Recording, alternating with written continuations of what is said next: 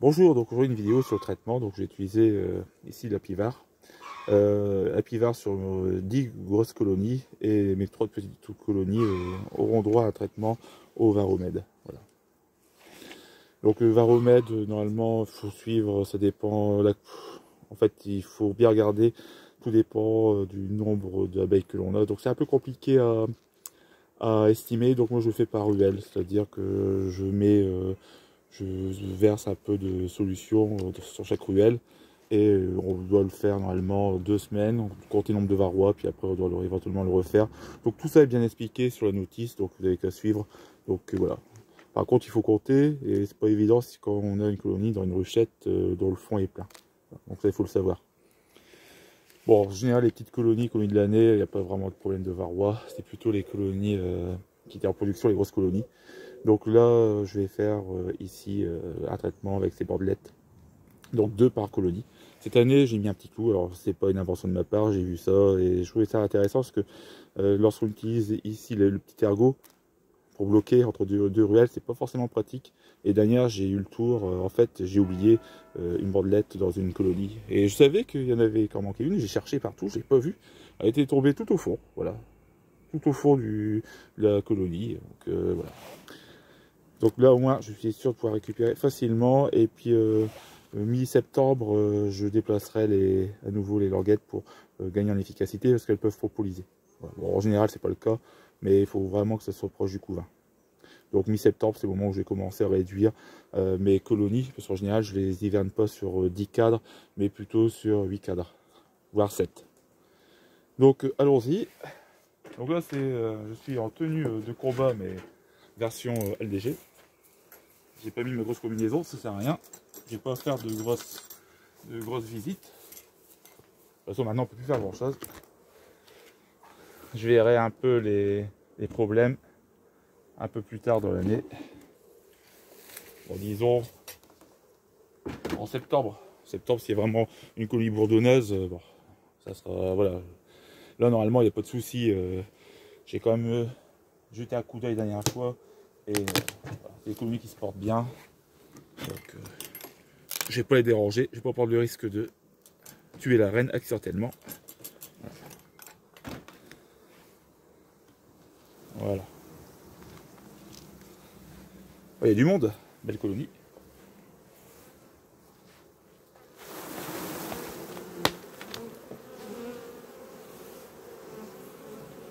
Et je me suis fait piquer. Ah, il y en a qui m'a piqué au corps. Ah punaise. Elle m'a pas raté. Ah.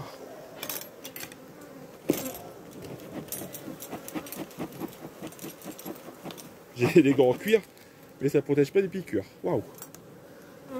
Bon, si je me fais piquer au niveau des jambes ou ailleurs, je mettrai la combinaison. Mais là, normalement, c'est la première fois que ça m'arrive, ça. Waouh. Ça lance un petit peu.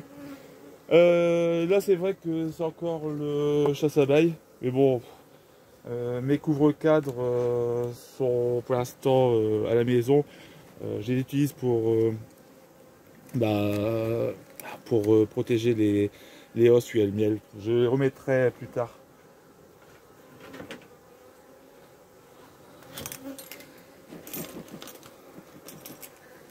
Bon. Ah, vous voyez, ça pardonne pas. Une piqûre d'entrée. Waouh. Ah, bah pas raté. Ça, j'ai fait attention. Mais bon, j'ai pas dû secouer. Donc, j'en fumais. Alors, normalement, ici, on repart le couvain. Donc, je vais pas ouvrir. Je vais pas sortir les cadres. Je vais positionner un ici. Voilà. Ouais, ça va tout seul. C'est bien plus simple que d'utiliser l'ergot. Voilà. Et le deuxième, je vais le mettre diamétralement opposé. Donc là, j'ai eu couvain, je vais le mettre ici. Alors, c'est peut-être pas forcément les zones. Voilà. Et voilà, nickel, c'est fait. On peut passer à la suivante. Voilà. C'est pour ça qu'on se fait piquer, c'est bête. Honnêtement, j'ai pas fait grand chose.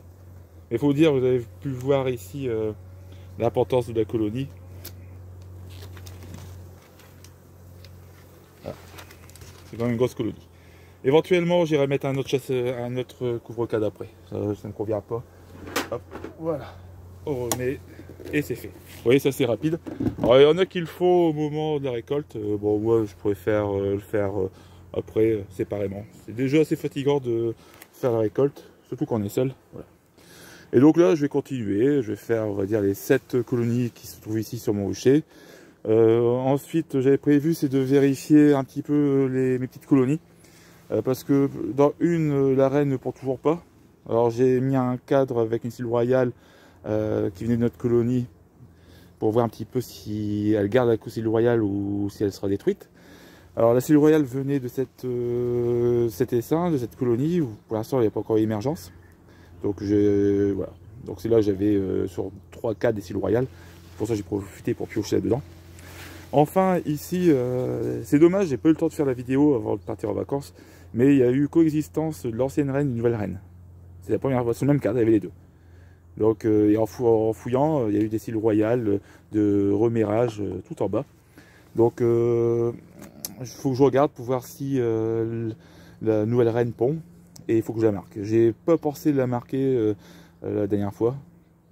Donc là il faut que éventuellement si je la vois, je procède au marquage. Donc au niveau marquage, j'ai en tout ici sur mes 3 colonies, 3 reines à marquer. Sur les autres colonies, normalement ça devrait être bon. Même si sur celle-là, c'est une reine qui a 2 ans. Donc là, il faut que je surveille. Donc cette colonie, éventuellement, je ferai une visite assez complète, pas maintenant, mais courant septembre, pour voir un peu la reine, voir si c'est toujours la même reine. Et si c'en est une nouvelle, bah, la marquer. Voilà.